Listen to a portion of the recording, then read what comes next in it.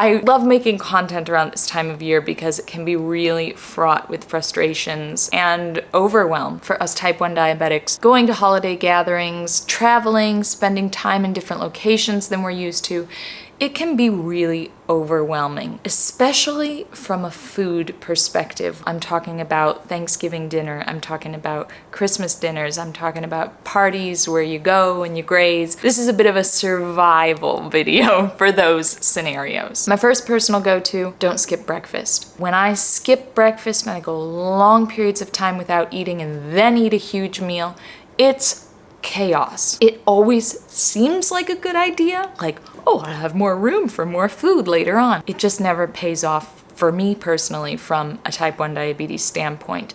I need that breakfast to help stabilize my blood sugar and stabilize my hunger levels and cues for the rest of the day too. Whereas sometimes when I don't eat at the beginning of the day, I become so ravenous and make some really kind of more poor decisions by the time a big meal comes around. Second up, if you're going to somebody's house and having a big meal together, bring a dish that you know the carbohydrate content of and feel confident bolusing for. That's kind of obvious, right? A sort of step on from this is bring the things that you know are going to be your downfall or things that could be a little bit more difficult bolusing for. I'm talking rolls, breads, desserts, that type of thing. Yes, bring the dish to pass that you know and feel confident with, but at the same time, maybe you want to bring a low carb roll option or a lower carb dessert option.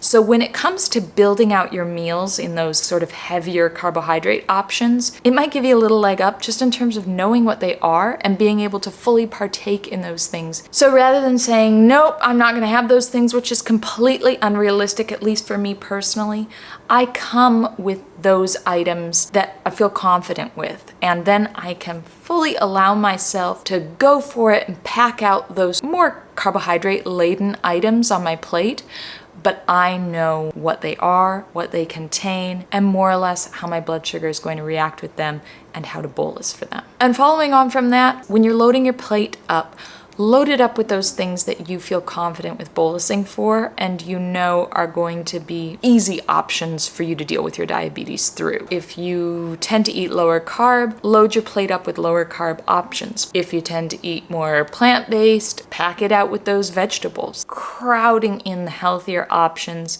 has put me in a better stead for those big meals. Big but following on from that. Number 4, do not avoid things that you want to have. I am such a believer in you can have whatever you want to have with this condition.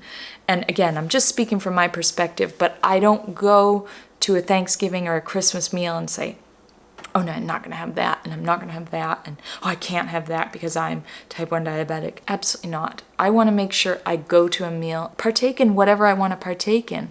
If that's your mom's sweet potato casserole, oh, please, please, please go for it.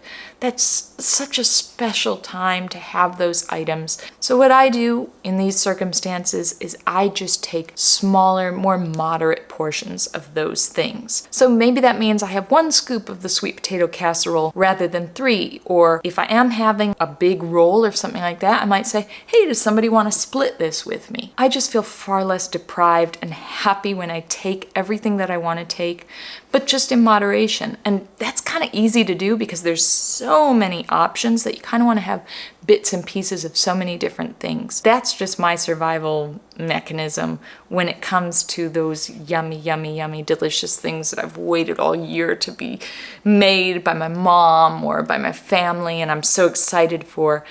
I just take a little bit less. And for me, this works. Number 5 is the classic, getting in some type of movement throughout the day, whether that be before or after a meal or before and after a meal, getting up and playing games, charades, playing with nieces and nephews, getting physically involved, volunteering to do the dishes afterwards. So that gets you up and moving after a big meal. I find this to be one of my biggest biggest bright spots in my day when it comes to these big holiday meals. Some of the best conversations I've had with family and friends during the holiday season has been during those things where we're doing something, where we're playing a game, where we're walking around the block. It's not like you have to do these things in a solitary manner and be like, well, I have to do this because I'm type 1 diabetic, but you guys don't have to.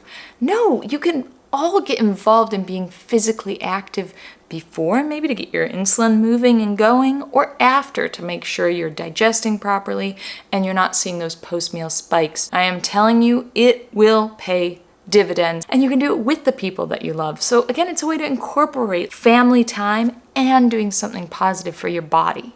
Win-win. Know that you won't get it right. You're not going to get it perfect, and that's a-okay. Food-centric holidays are really, really hard. So please have grace and patience with yourself and know that you deserve to have a wonderful time no matter what your numbers are. You deserve to have that joy-filled, family-filled, fun time no matter what. So if you have a big meal and your blood sugar goes high, or you take a bit too much insulin and you get a low, don't beat yourself up.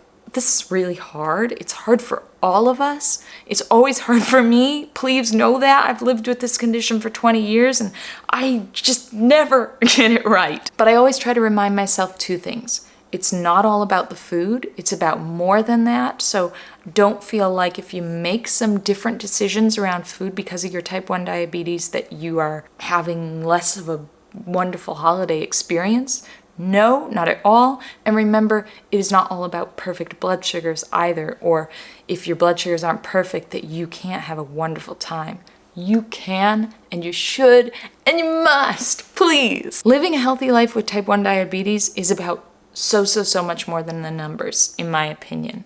That includes, and I always say happy, healthy mind with it all, that includes being present with family and friends, having those conversations, tasting those homemade meals that you've waited all year to taste and are like a bite of love going into your stomach. It's about that.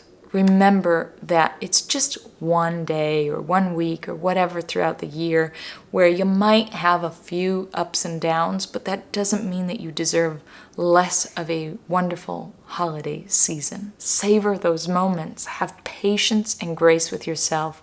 Know that you won't get it right, and just try and laugh and do your best through it all. I find personally, if I employ these tips that I've shared with you, that it just makes it a little bit more easy to kind of navigate my way through it. But if all of those fail, or if I don't do them for some reason and I just get wrapped up in the moment, that's okay too. You've got this. We will get through this holiday season together, and know that you are not alone ever. Thank you guys. See you next time.